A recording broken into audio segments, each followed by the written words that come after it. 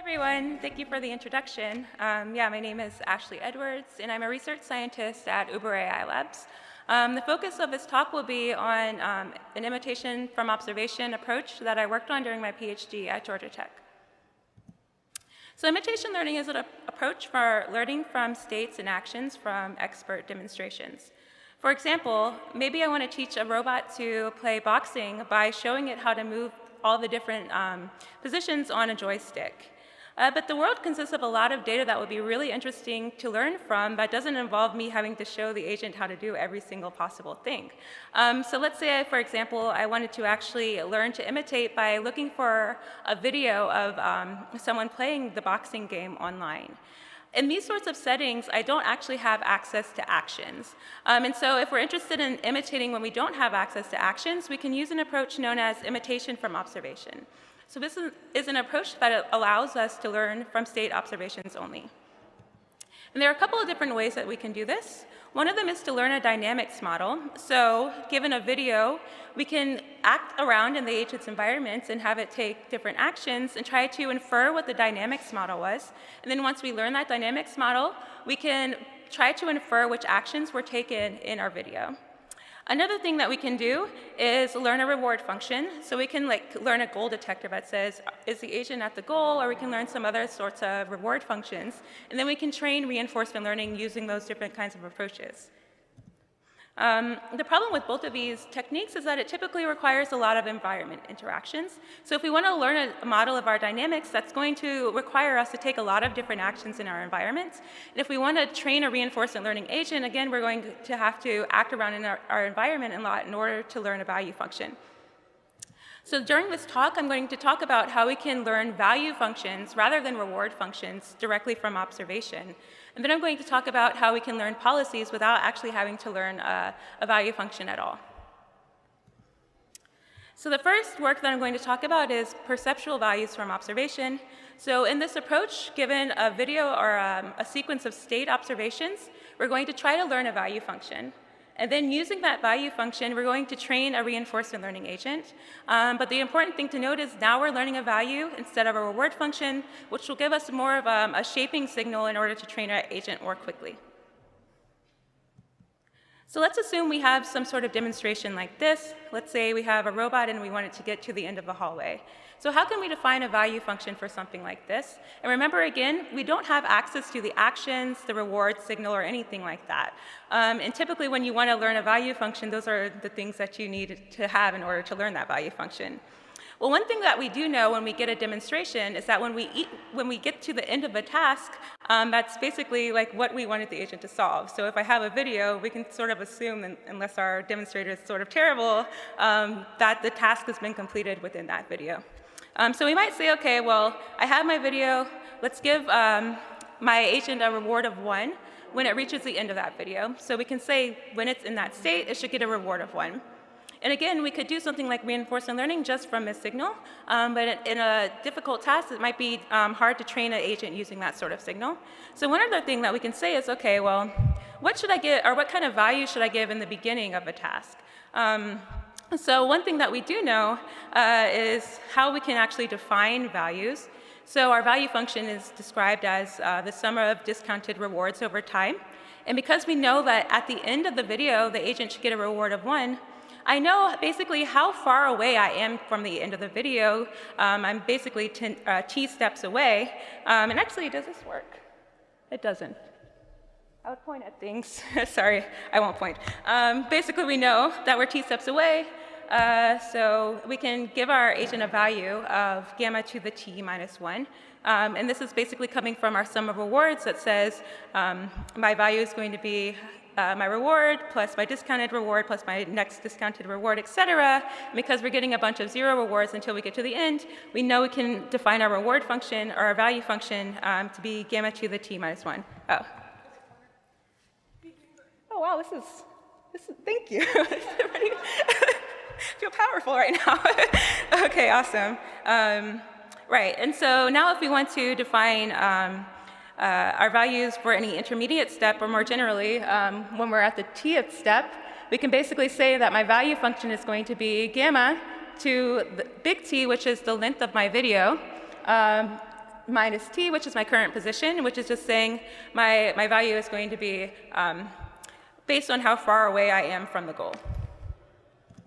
Okay, so there are a couple of things that we can do once we learn this value function.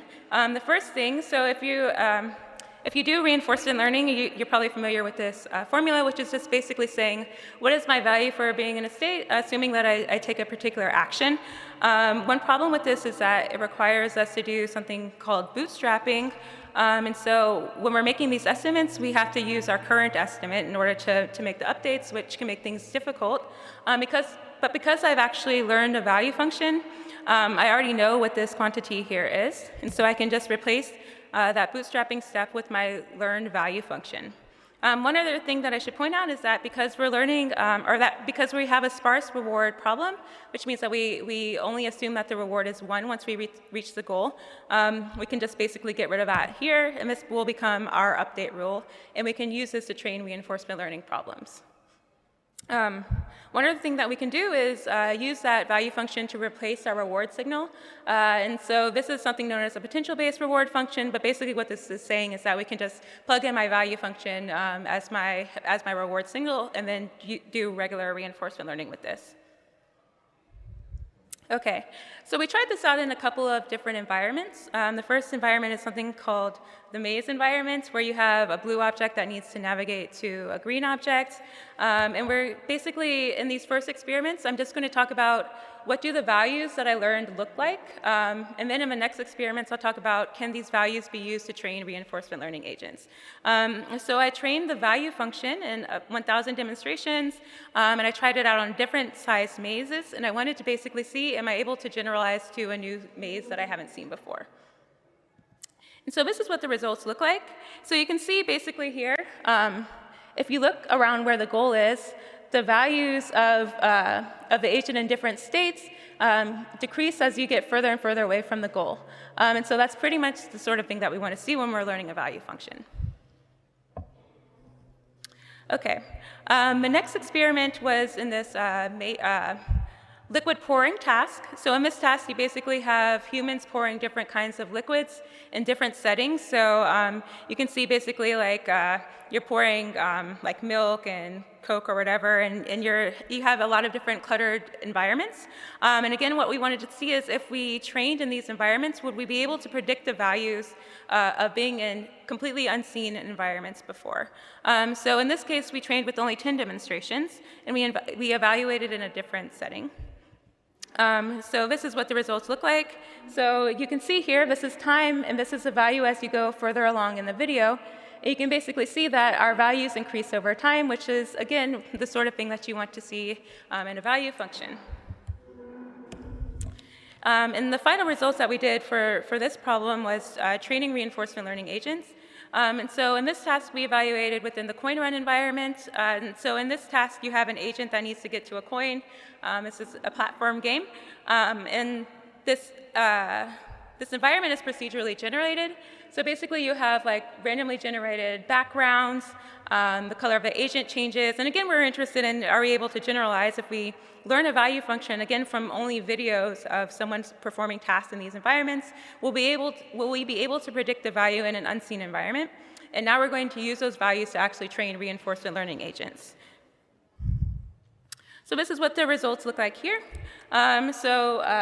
Basically on the x-axis, we have our episodes, and this is our reward over time. And we basically just compare it against the standard reward function, which just gives the agent a reward of 1 once it reaches the coin. And you can see that we're able to learn much more quickly using this approach than using a standard reward function. And the videos on the right are just showing the agent actually reaching the goal with this method. Okay. So in summary, I've shown that values can be learned directly from observation, and that these values can be used to train reinforcement learning agents. But if you think about how we solve tasks, we don't usually have to learn the task from scratch once we've actually observed someone solving it for us. For example, if we are watching our friend play a video game that we've never played before, we can watch our friend to figure out what sort of actions we can take, like what sort of monsters or whatever happens in video games I should avoid and that sort of thing. And once I watch them play, all I have to do is pick up the game controller, figure out how to map the controls to the sorts of things that I've seen in the world, and after that I can just basically play the game. So the idea behind this next work that I'm going to talk about, which is imitating latent policies from observation, is that what I'm going to do is first, from a sequence of observations, again, this is learning from videos, I'm going to learn something called a latent policy. So I don't have actions, so I'm going to try to figure out what latent actions look like. And then once I do that, I'm going to take a few steps in my environment to try to map this latent action representation to the real actions that I can take in the world. Okay. So imagine that I have a demonstration from a video, and I have a state like this. So there might be different transitions that I see, but I don't necessarily know what the names of them are. I just know that they look different from each other.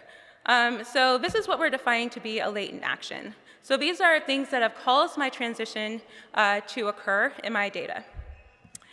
So these latent actions, again, can refer to the real actions that I can take in the world. But they can also be some other sort of transition that might occur that I haven't necessarily modeled. For example, maybe like my agent can bump into the wall. So that might not be an action that I can really take, but it's something that I have observed in my demonstration. So what I'm going to try to do is learn a latent policy, which tells me what is the probability of taking each of these different latent actions in the world.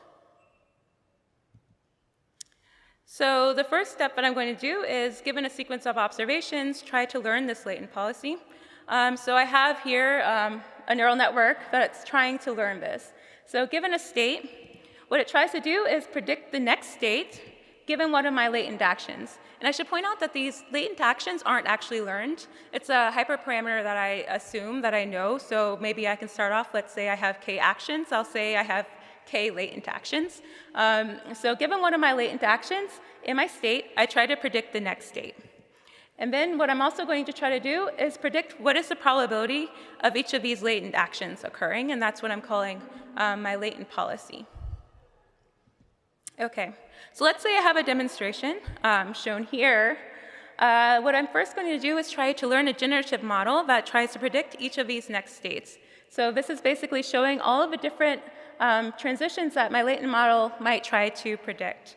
And so in order to train this, what I'm going to do is I'm going to try to find, out of all of my different generated next states, I'm going to try to find the state that looks the most like the state that I've actually observed. So here I have my state and my next state. I'm going to pick the prediction that looks the most like this next state. And then what I'm going to do is I'm going to try to minimize the distance between my predicted next states and my generated next state. And what this allows me to do is predict all of the different kinds of transitions that I can see. And basically, it allows it to learn basically the latent actions that we can have. So it's trying to predict things like moving to the right and jumping and that sort of thing. But what we really care about is what is the probability of taking each of these latent actions, because that is what my policy is going to be. And so let's imagine that in my demonstration set, I have different probabilities of each of these transitions occurring. So when I'm in this state, let's say I have a probability of 0.5 to move to the right, probability of 0.5 jumping in the air, and probability of 0 for staying still. So if I were to try to guess what the next state would look like given only my state, the best thing I can do is basically average between these two states that I've observed in my data. And so that's basically exactly what our latent policy is going to try to do. So given a state, it's going to try to give a probability of each of these different transitions occurring, such that if I take the average of these things, they end up looking like the state that I would expect to see in my data. Right? Okay. Okay, so more formally what this means is what I'm going to try to predict is the expectation, so the expected next state of my, the expected next state given my current state under this latent policy. And in order to learn this, all I have to do is multiply each of my predicted next states times the probability of that state occurring. That gives me my expected next state. So that's what's happening right here. And then I can basically try to minimize the distance between my current state that occurs in my data and my predicted next state.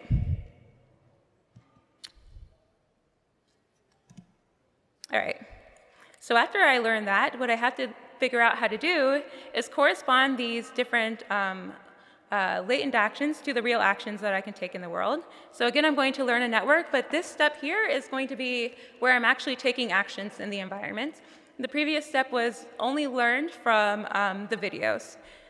So what I do is, given my state, what I try to learn is the probability that my real-world action corresponds to my latent action. So I'm going to try to relabel my latent actions to the real actions that I can take in the world. Okay, so now we assume that we have we've interacted with the environment. So let's say I'm in a state, I take an action, and I end up in the next state.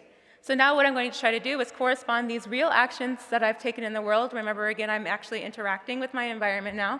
I'm going to try to correspond these to my latent actions. So now what I can do is I, again, try to find, given a state, if I make a prediction, which of my predicted next states looks the most like the state that I actually observed in my transition. And so what I need to do is basically try to minimize the distance between or find the latent action that minimizes the distance between my predicted next state and the actual next state that I observe in my data. And then once I predict that, I can just try to relabel my action to be the latent action that occurred. And so I can set that to 1 and set everything else to be 0 and try to minimize, again, the difference between those things. All right, so we tried these out in a couple of different environments. The first one is a classic control environment. So this is cart pull, where an agent needs to learn to balance a pull. And we trained ILPO, so that's the acronym, I don't know if I've said it, but Imitating Latent Policies from Observation, with 5,000 or 50,000 samples. And we compared it against an approach known as behavioral cloning from observation. So this is an imitation from observation approach, which first learns a dynamics model within the agent's environment. So given a state and next state, it tries to predict which action was taken. And once it learns that, it uses that action to relabel the video that it saw. So it says, okay, in my video, it was in that state, and then the next state, I know which action was taken, and that's how basically it learns what actions were taken. And the problem with this, again, is that it has to learn a dynamics model from the environment, which can take a lot of environment interactions. The next environment that we tried this in was Acrobat, where you have this thing trying to swing to the top the screen, or this line, I guess. And again, it basically is trying to figure out which actions to take by applying different forces to its joint. And we, again, compared against behavioral cloning from observation. And finally, we tried this in something called mountain car, where you have an agent just has to learn how to drive a car up to the top of a mountain by swinging itself back and forth until it gains enough momentum. So here are the results here. So on the x-axis, we have our environment interactions. On the y-axis, we have our reward. And here in blue is behavioral cloning from observation, and our approach is in purple. And you can see that we're able to learn much more quickly with fewer environment interactions with that approach, because again, that approach has to learn the dynamics within the agent's environment, whereas we are learning our policy offline and then just taking a few steps in the environment to figure out how to map our actions to our latent actions. We also tried this in an environment, the coin run environment again, except now we're evaluating within a single environment instead of trying to model or test the generalization of this approach. And again, we had compared against behavioral cloning from observation. And so here are the results here. So we tried it out in a couple versions of that environment. The first one was a very simple one where the coin was really close. But even here, you can see that we're able to do better than behavioral cloning from observation. And then we also tried this in a more difficult version of the task where the agent needs to avoid this pit here in order to get to the coin. And we're able to do much better. And the reason, again, is that we're learning our policy offline first and then just taking a few steps to map. And the other thing to point out is that this is a higher dimensional problem, and so it's definitely much more difficult to learn dynamics models in this setting. So it will require more environment interactions in order for that to happen. So that's another reason why our approach might have ended up doing much better in this setting. And so you can see here, after just 200 steps, our approach was able to solve the task, and this is just it playing the game. Okay.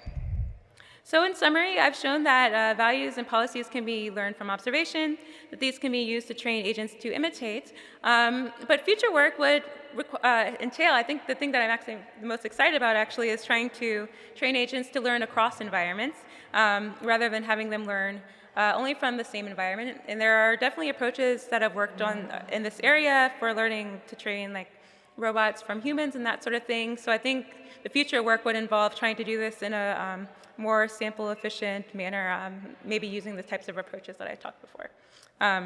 Okay, and that's it. Thanks. Any questions, I guess? Hi, fun talk.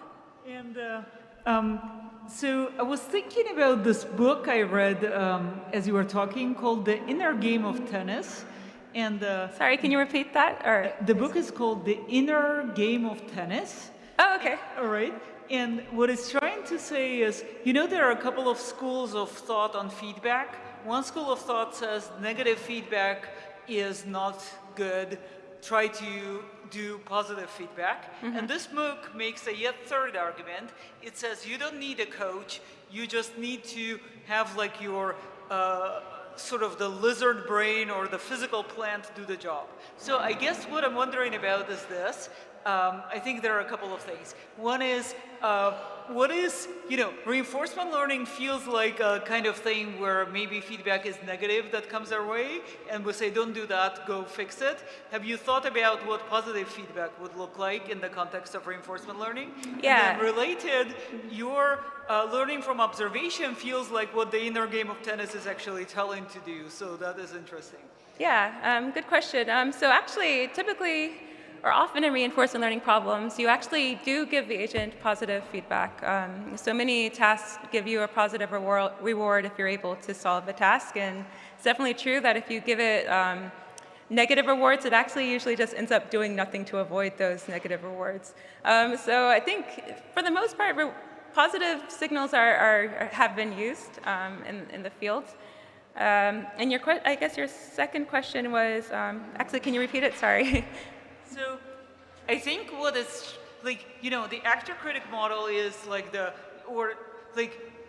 reward is something extraneous that comes your way, but this observation is almost something you have control over. I don't know. It's, I think there is some philosophical thing that's going on. Anyhow, take a look at that book. I think you'll enjoy it. Okay, yeah, thank you.